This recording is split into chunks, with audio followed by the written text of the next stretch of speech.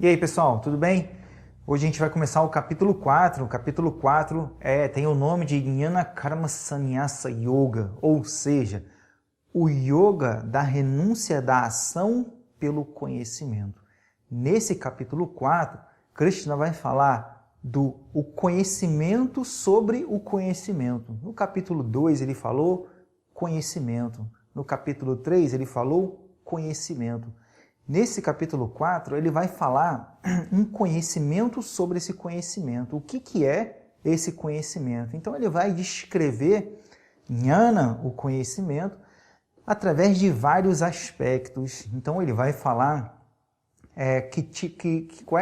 qual é o melhor sacrifício que uma pessoa pode fazer nesse mundo, que é a aquisição do conhecimento, quais são os diferentes tipos de conhecimento, como esse conhecimento pode ser passado, qual é a qualificação da pessoa para que ela possa, qual é a qualificação necessária da pessoa para que ela possa receber esse conhecimento.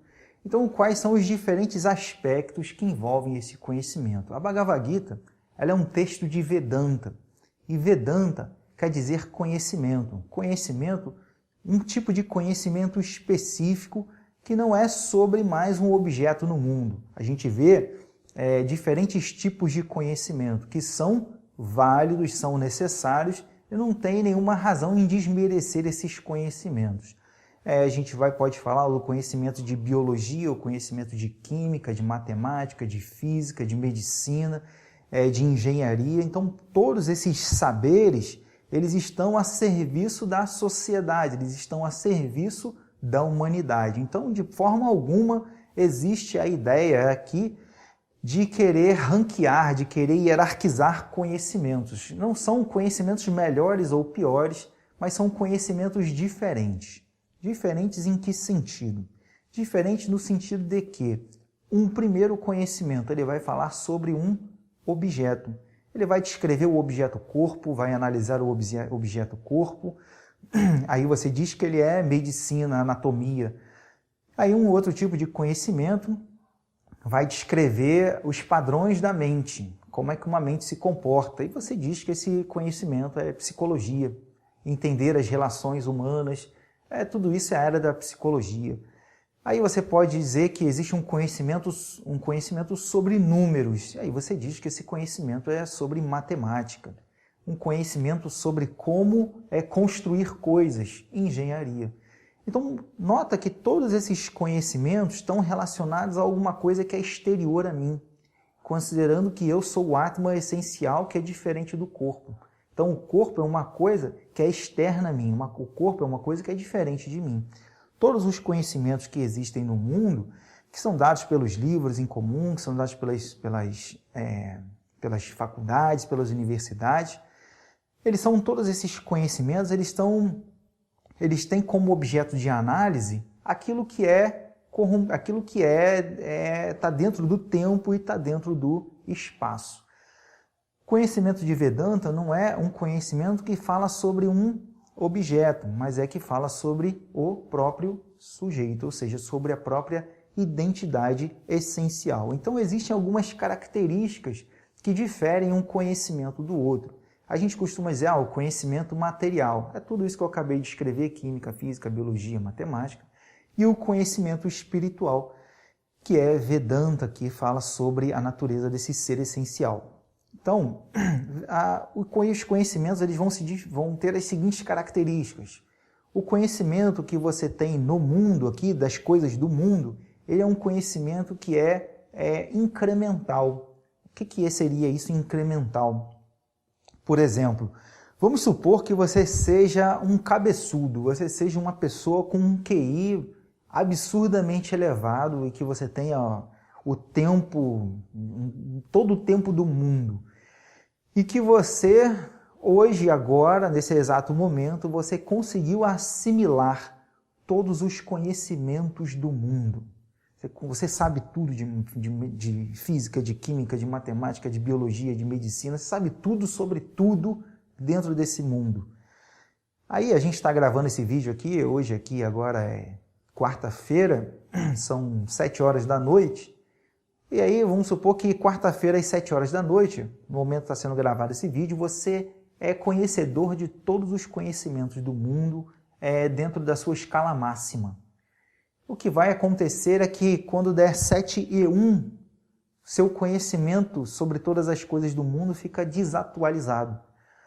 Por que isso? Porque o objeto de estudo é mutável, ele está sempre se alterando, ele está sempre a medicina, a biologia, a química, a física, a astronomia, eles estão sempre descobrindo uma nova característica, descobrindo um novo aspecto daquele objeto do seu estudo. Então você não tem como ter para sempre todo o conhecimento do mundo para você. Uma hora, em pouco tempo, esse conhecimento vai ser desatualizado, vai se tornar inferior ao que já foi descoberto momentos depois.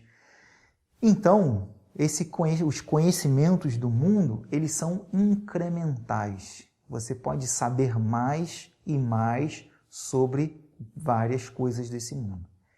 O conhecimento de Vedanta, ele é não incremental. Por quê? Porque o objeto de estudo de Vedanta não é um objeto mutável. Não é uma coisa que está sempre se alterando. Por quê? Porque ele não está suscetível ao tempo. Então, uma vez que você adquira o conhecimento do Atman, nada mais resta para ser conhecido sobre esse assunto. Porque ele não muda. Então, você adquiriu ali, ele não é incremental, ele é imutável. E enquanto o conhecimento do mundo ele é ascendente, o conhecimento de Vedanta ele é descendente. Qual é a diferença? A diferença é que aqui nesse mundo, pelos nossos sentidos, pela nossa dedução lógica, pelo nosso raciocínio, pelo nosso empirismo, nós tentamos descobrir a realidade com base naquilo que é estudado, estudado e que está dentro do nosso campo de percepção. Se for muito pequeno, a gente coloca no microscópio. Se estiver muito longe, a gente coloca num telescópio. Então a gente desenvolve vários tipos de instrumentos que vão analisar as diferentes características desses objetos. Então, daqui, do ponto zero da ignorância, a gente, pela percepção e pela dedução lógica, a gente consegue construir o conhecimento. E a gente vai, por exemplo, você não pode comparar a medicina de hoje com a medicina da Idade Média, da Idade Medieval. É bem diferente. Por quê? Porque foram desenvolvidos novos conhecimentos, novos instrumentos que permitiram com que as pessoas pudessem analisar as coisas cada vez mais profundamente. Então esse conhecimento é incremental e ele é construído a partir dos seus sentidos. Então é o conhecimento que é sobre o objeto, ele é incremental e ele é construído a partir do próprio ser humano. Agora, existe um outro conhecimento, que é esse de Vedanta, que ele não é um conhecimento ascendente, onde você sai do zero e vai tentando chegar na realidade. Existe o conhecimento que é descendente. Então, como se dá isso? Esse conhecimento, ele é revelado, ele é dado às pessoas do mundo. Como isso? Não sei se você lembra no capítulo 3, logo no comecinho, no terceiro verso, Krishna falou Pura Prokta Mayana Gha, que no começo da criação, esse conhecimento, ele é dado para as pessoas. Que conhecimento é esse? Veda. Então, as pessoas no começo da criação recebem esse conhecimento. Então, esse conhecimento de Vedanta é dito que é chamado de Apaurushaya. Apaurushaya quer dizer que é de origem não humana, ou seja, não procede esse conhecimento, ele não provém da mente humana, ele provém da transcendência, ele provém do próprio Brahman, do próprio Krishna, do próprio Deus. Então, do próprio absoluto. Então, esse absoluto, no começo da criação, ele dá o conhecimento, e esse conhecimento ele é espalhado para todas as pessoas através dos sábios. Então, esse conhecimento de Vedanta, ele é descendente, ele desce da transcendência para cá. E o conhecimento mundano, normalmente a gente entende a palavra mundana como uma coisa negativa, como uma coisa suja. Não é isso, não entenda dessa forma. O conhecimento mundano quer dizer aquele que é construído no mundo pela mente humana e que é imperfeito. Ele é incompleto, por natureza. Então, esses dois tipos de conhecimento existem. Qual é o mais importante? Olha, depende do seu objetivo. Depende. Todos os conhecimentos são importantes, porque ele já é chamado de conhecimento. Então, o conhecimento ele é um instrumento para a realização de algo. Então, se eu preciso construir uma casa, se eu preciso cuidar do meu corpo, é óbvio que eu preciso conhecer, eu preciso entender sobre aquilo que eu quero realizar. Então, não tem problema conhecimento do mundo e muito menos o conhecimento de Vedanta. São conhecimentos diferentes, um vai falar do objeto, o outro vai falar do sujeito, mas ambos são necessários para que você possa alcançar a transcendência. Por quê? Porque quando você pega os textos védicos, eles vão descrever uma realidade que está fora dos seus sentidos, uma realidade que está fora do alcance do seu ouvido, da sua visão, do seu paladar, do seu tato. É uma realidade sutil e que muitas vezes não pode nem ser alcançada pela sua mente, que já tem determinados conceitos formados sobre muitas coisas e que muitas vezes são incorretos, que muitas vezes são distorcidos, que são chamados de avicharas. Então, o que vai acontecer? A gente vai precisar do seu conhecimento de mundo para poder passar um conhecimento que está além do mundo. Como isso? Isso se chama exemplo.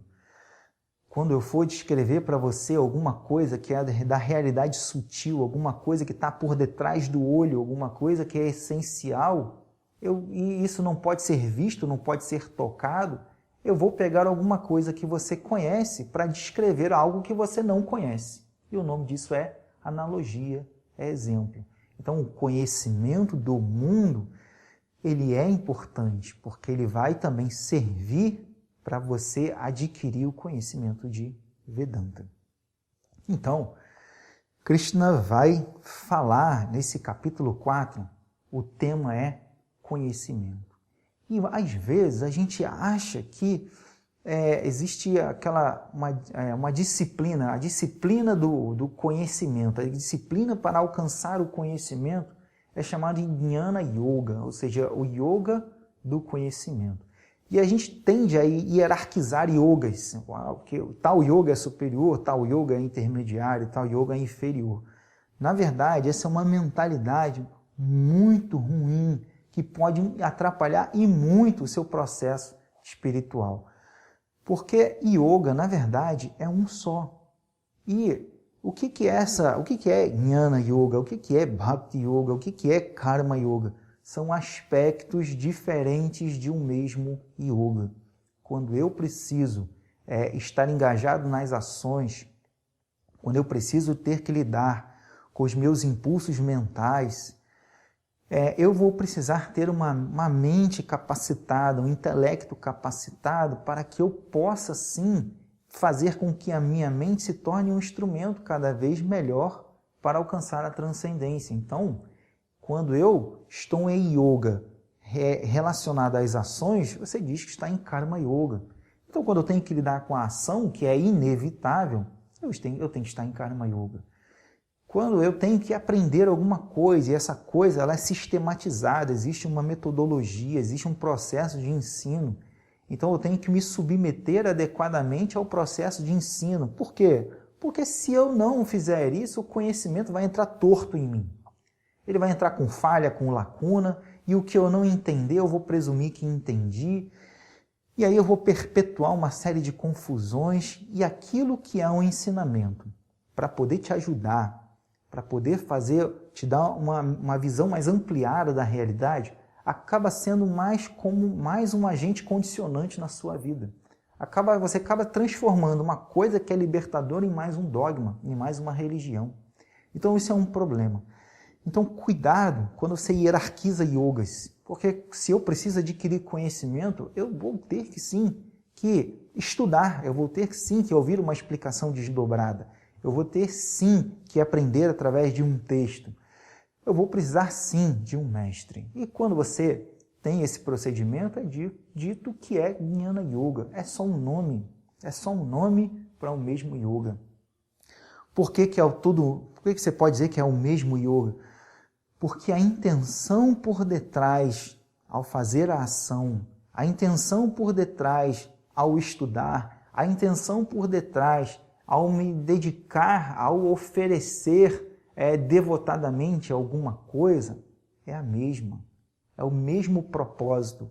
O mesmo propósito que eu tenho em Karma Yoga é o mesmo propósito que eu tenho em Bhakti Yoga, é o mesmo propósito que eu tenho em Jnana Yoga. Então, as coisas não dependem, dentro do âmbito do yoga, da ação que eu estou executando, mas sim a intenção que eu tenho, o que eu aprendo ao fazer aquilo ali. Porque as pessoas são diferentes. A gente viu isso. Krishna falou no capítulo 4 que que a sociedade, ela comportava essencialmente 4 tipos de pessoas, que eram aquela pessoa que se detinha mais, tinha uma natureza mais para as coisas repetitivas, a outra mais para uma natureza empreendedora, a outra para uma natureza administradora, a outra para uma natureza mais de conhecimento. Um não é melhor do que o outro, não é hierarquia, simplesmente são naturezas diferentes, e por serem naturezas diferentes, diferentes tipos de atividades. Então, esquece esse papo de que um yoga é superior ao outro. Não é bem assim. Tá? Se é yoga, yoga significa união, vínculo com o absoluto. E de que forma um vínculo com o absoluto pode ser relativo em algum grau? Em grau nenhum. Então, pessoal, Krishna na Bhagavad Gita, o assunto da Bhagavad Gita é conhecimento. Conhecimento sobre a minha relação com esse absoluto, conhecimento sobre a minha relação com esse mundo, um conhecimento que fala sobre como eu tenho que me portar nesse mundo para obter aquilo que está além do mundo. Então, eu vou ler o primeiro verso desse capítulo. Eu espero que você tenha entendido essa introdução para que você entre nesse capítulo com a mente aberta, deixando para trás todo tipo de quinquilharia de conceito e crença que pode te atrapalhar a absorver o texto tal como ele é. Então, primeiro verso.